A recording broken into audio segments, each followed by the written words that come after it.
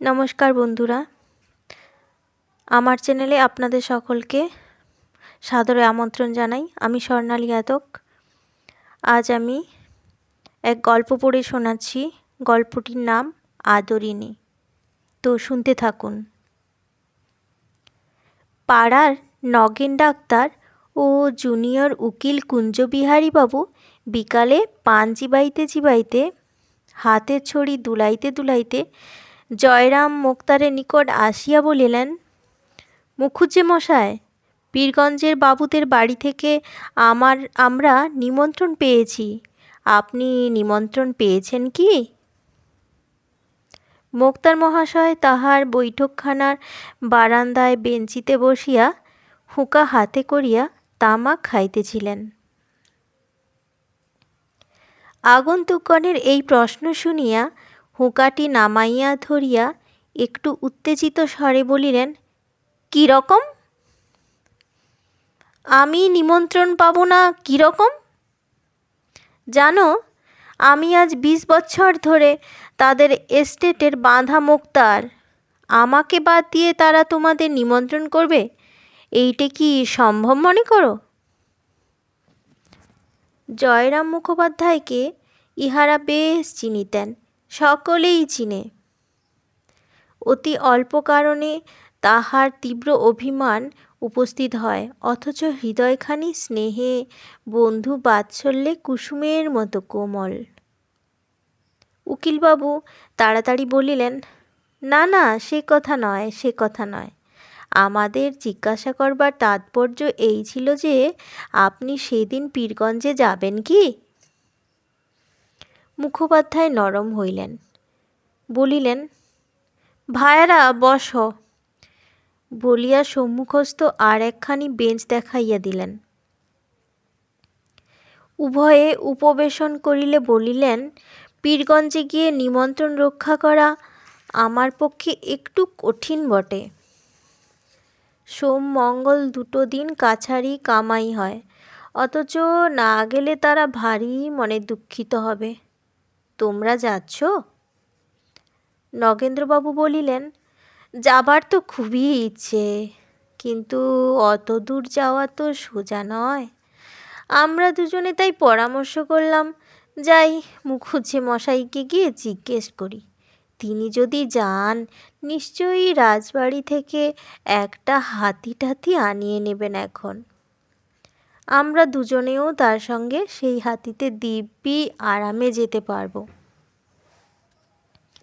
মোক্তার মহাশয় স্মিত মুখে বলিলেন, এই কথা? তার জন্যে আর ভাবনা কি ভাই? আমি কাল সকালেই রাজবাড়িতে চিঠি লিখে পাঠাচ্ছি, সন্ধে নাগাদ হাতি এসে যাবে এখানে। পরদিন রবিবার বেলা 9টার সময় পূজা সমাপন করিয়া জল যোগান্তে বৈঠকখানায় আসিয়া বসিলেন। অনেকগুলি মক্কেল উপস্থিত ছিল, তাহাদের সহিত কথাবার্তা কহিতে লাগিলেন। হঠাৎ সেই হাতির কথা মনে পড়িয়া গেল। তখন কাগজ কলম লইয়া, চশমাটি পরিয়া প্রবল প্রতাপান্বিত শ্রীল শ্রী মনমহারাজ শ্রী নরেশচন্দ্র রায়চৌধুরী বাহাদুর আশ্রিতজন প্রতিপালকেশু পাঠ লিখিয়া 2-3 দিনের জন্য একটি সুশীল ও শুভধস্থি প্রার্থনা করিয়া পত্র লিখিলেন। একজন ভৃত্যকে ডাকিয়া পত্রখানি লইয়া যাইতে আজ্ঞা দিয়া মোক্তার মহাশয় আবার মক্কেলগণের সহিত কথোপকথনে প্রবৃত্ত হইলেন। শ্রীযুক্ত জয়রাম মুখোপাধ্যায়ের বয়স এখন 50 পার হয়েছে। মাথার সম্মুখভাগে টাক আছে, চক্ষু দুইটি বড় বড়, ভাসা। হৃদয়ের কোমলতা যেন হৃদয় ছাপাইয়া এই চক্ষু দুইটি দিয়া উছলাইয়া পড়িতেছে। ইহার আদিবাস যশোর জেলায়। এখানে যখন প্রথম মোক্তারি করিতে আসেন, তখন সহায় সম্পত্তি কিছুই ছিল না। এখন সেই জয়রাম মুখোপাধ্যায় পাকা দালান কোঠা করিয়াছেন, বাগান করিয়াছেন, পুকুর কিনিয়াছেন, অনেকগুলি কোম্পানির কাগজও কিনিয়াছেন। মুখোপাধ্যায় মহাশয়ের হৃদয়খানি অত্যন্ত কোমল ও স্নেহপ্রবণ হইলেও মেজাজটি কিছু রুক্ষ। যৌবনকালে ইনি রীতিমতো বদরাগী ছিলেন। এখন রক্ত অনেকটা ঠান্ডা হইয়া আসিয়াছে। সেকালে হাকিমেরা একটু অবিচার অত্যাচার করিলেই মুখুজ্জে মহাশয় রাগিয়া চেঁচাইয়া অনর্থপাত করিয়া তুলিতেন।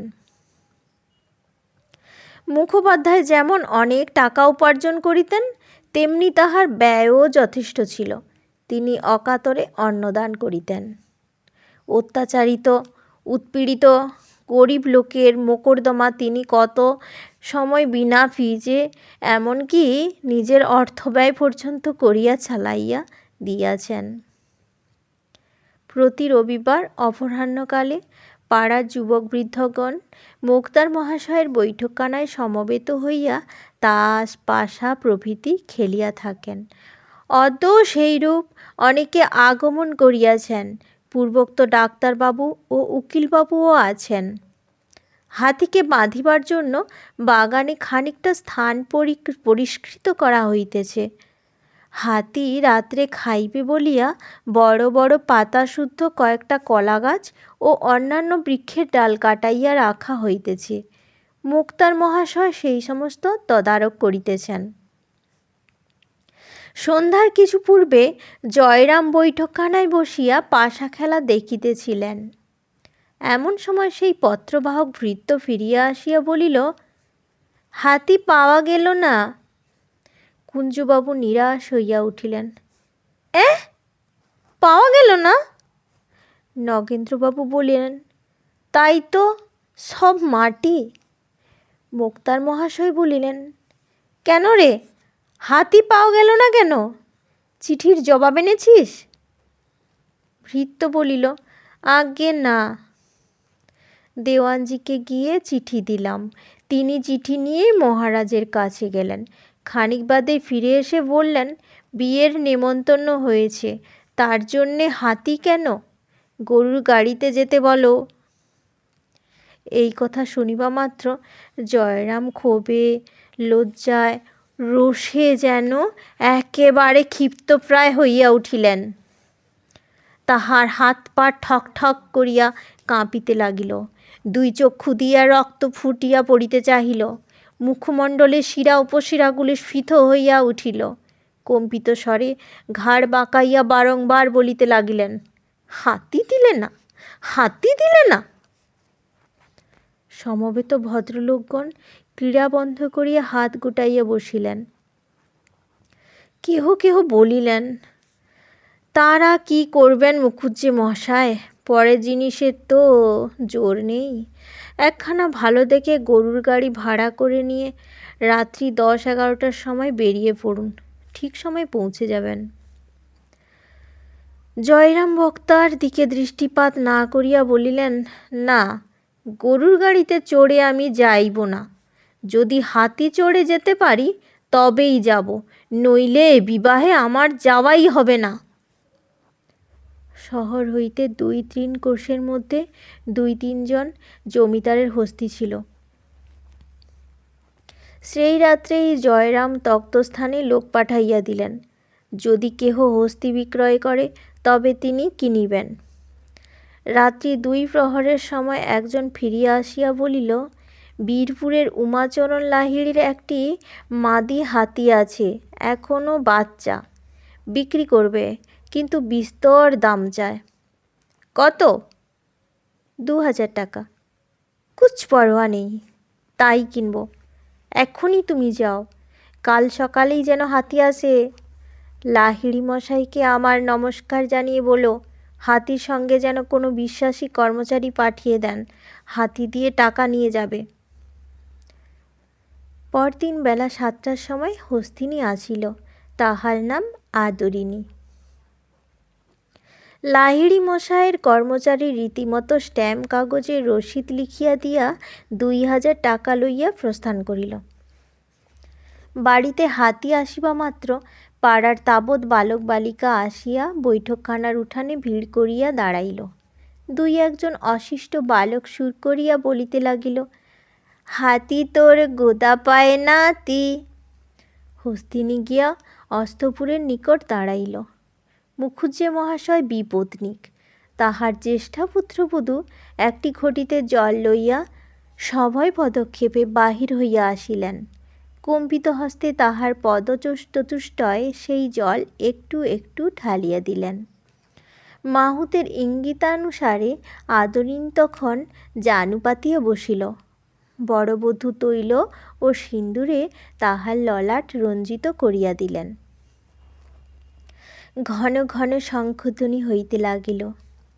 আবার দাঁড়াইয়া উঠিলে একটা ধামায় ভরিয়া আলো চাল, কলা ও অন্যান্য মাঙ্গল্যদ্রব্য তাহার সম্মুখে রক্ষিত হইল। সুর দিয়া তুলিয়া তুলিয়া কতক সে খাইল, অধিকাংশ ছিটাইয়া দিল। এইরূপে বরণ সম্পন্ন হইলে রাজহস্তীর জন্য সংগৃহীত সেই কদলীকাণ্ড ও বৃক্ষশাখা আদরিণী ভোজন করিতে লাগিল। নিমন্ত্রণ রক্ষা করিয়া পীরগঞ্জ হইতে ফিরিবার পরদিন বিকালেই মহারাজ নরেশচন্দ্রের সহিত মুখোপাধ্যায় মহাশয় সাক্ষাৎ করিতে গেলেন। বলা বাহুল্য, হস্তিপৃষ্ঠে আরোহণ করিয়াই গেলেন। রাজ সমীপে উপনীত হইলে মুখোপাধ্যায় মহাশয় তাহাকে আশীর্বাদ করিয়া আসন গ্রহণ করিলেন। মোকদ্দমা ও বিষয় সংক্রান্ত 2-4 কথার পর মহারাজ জিজ্ঞাসা করিলেন, মুখুজ্জে মশাই, ও হাতিটি কার? মুখুজ্জে মহাশয় বিনীতভাবে বলিলেন, আজ্ঞে হুজুর, বাহাদুরেরই হাতি। মহারাজ বিস্মিত হইয়া বলিলেন, আমার হাতি? কই, ও হাতি তো কোনো দিন আমি দেখিনি, কোথা থেকে এলো? আগে বীরপুরের উমাচরণ লাহিড়ীর কাছ থেকে কিনেছি।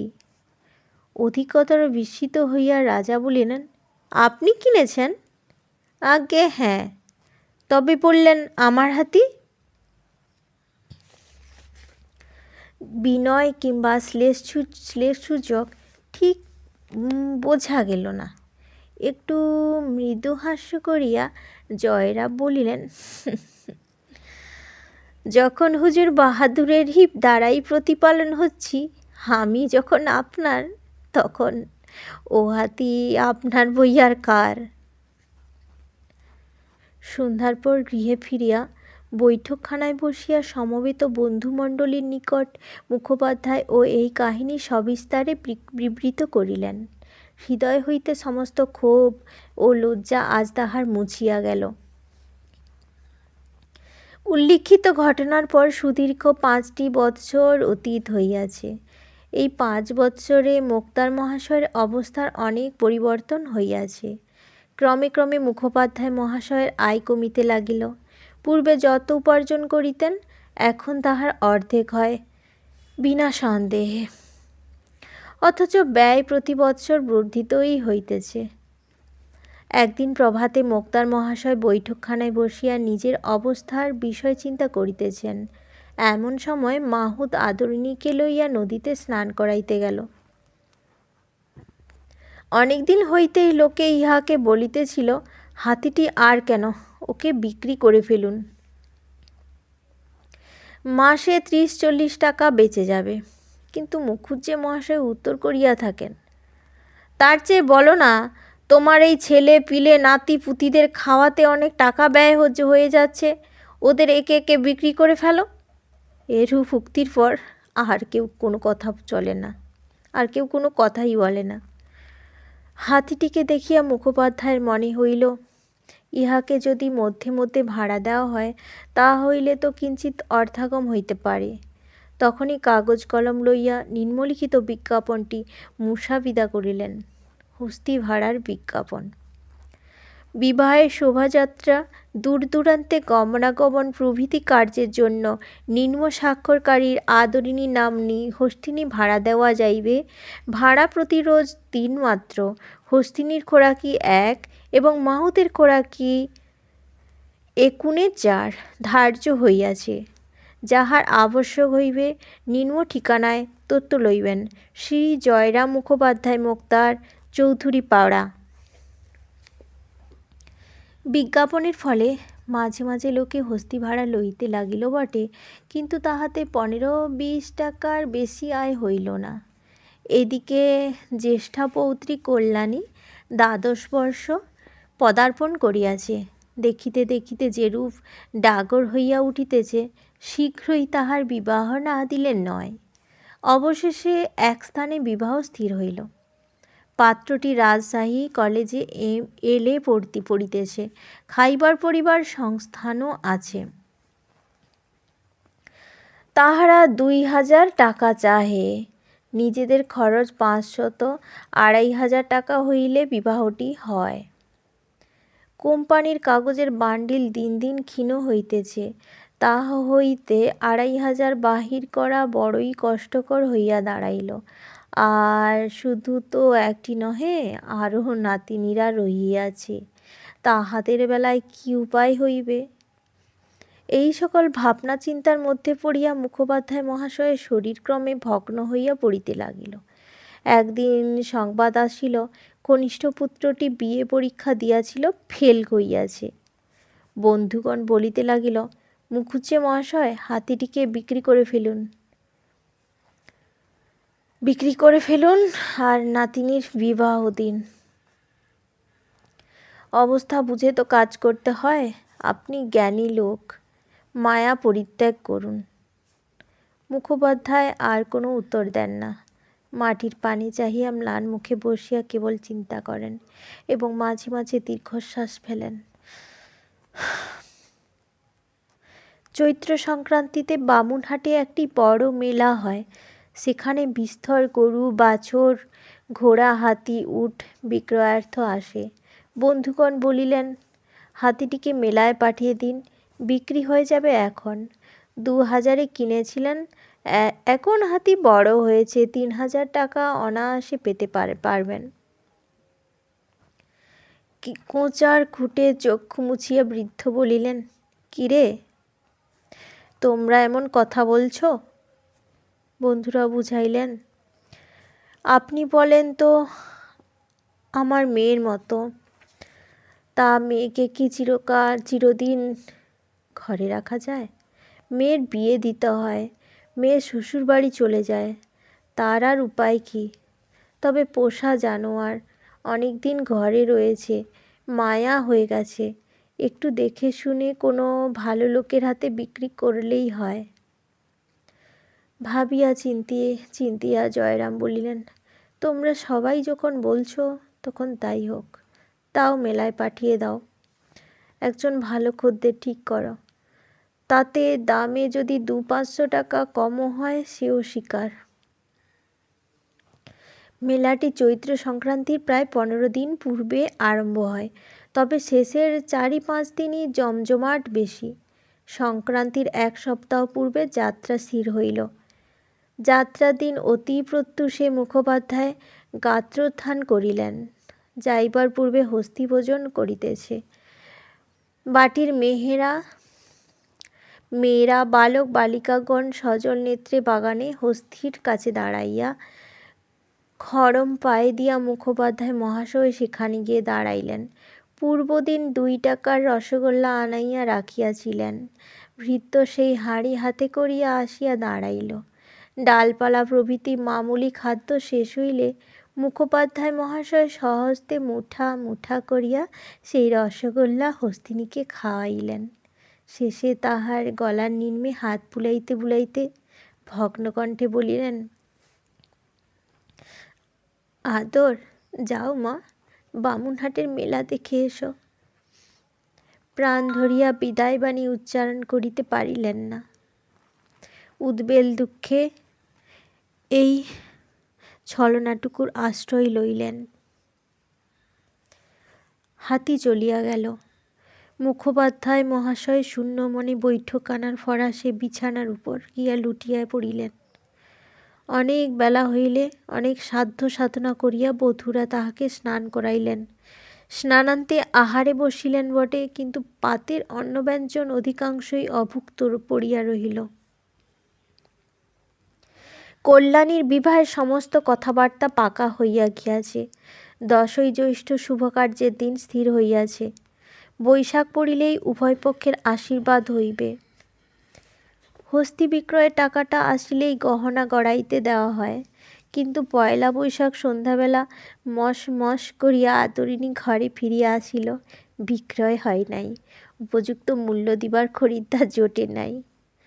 আদরিণীকে ফিরিতে দেখিয়া বাড়িতে আনন্দ কোলাহল পড়িয়া গেল। বিক্রয় হয় নাই বলিয়া কাহারও কোনো খেদের চিহ্ন সে সময় দেখা গেল না, যেন হারাধন ফিরিয়া পাওয়া গিয়াছে। সকলের আচরণে এইরূপ মনে হইতে লাগিল। বাড়ির লোকে বলিতে লাগিল, আহা, আদর কত রোগা হয়ে গেছে, বোধহয় কদিন সেখানে ভালো করে খেতে পায়নি, ওকে দিন কতক এখন বেশ করে খাওয়াতে হবে। আনন্দের প্রথম উচ্ছ্বাস অপনীত হইলে পরদিন সকলের মনে হইল, কল্যাণীর বিবাহের এখন কি উপায় হইবে। প্রতিবেশী বন্ধুগণ আবার বৈঠকখানায় সমবেত হইলেন। অত বড় মেলায় এমন ভালো হাতির খরিদ্দার কেন জুটিল না, তাহা লইয়া আলোচনা হইতে লাগিল। একজন বলিলেন, ওই যে আবার মুখুজ্জে মশাই বললেন, আদর যাও মা, মেলা দেখে এসো, তাই বিক্রি হলো না। উনি তো আর আজকালকার মুরগিখোর ব্রাহ্মণ নয়, ওর মুখ দিয়ে যে ব্রহ্মবাক্য বেরিয়েছে সে কথা কি নিষ্ফল হবার জো আছে?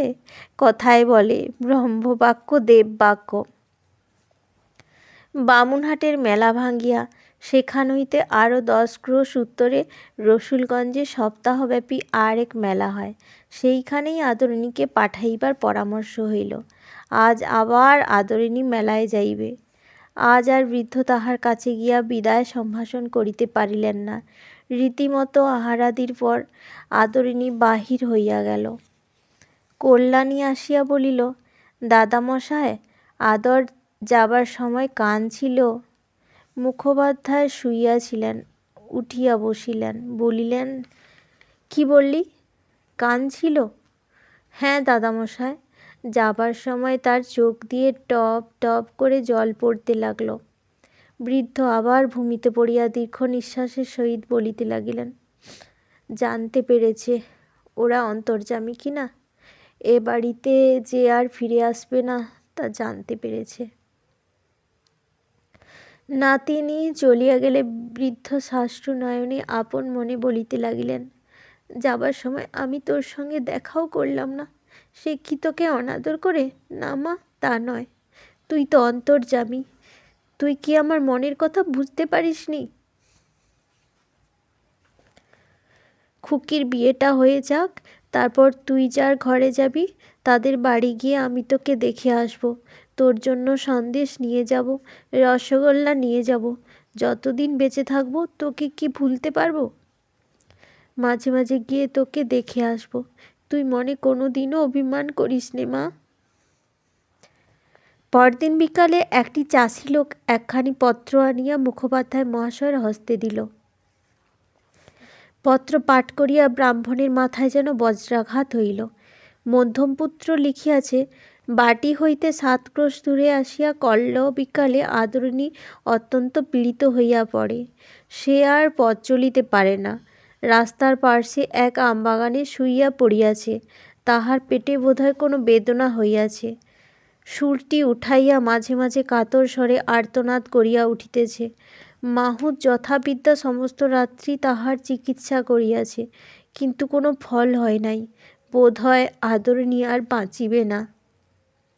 যদি মরিয়া যায় তবে তাহার সব দেহ প্রথিত করিবার জন্য নিকটেই একটি জমি বন্দোবস্ত লইতে হবে।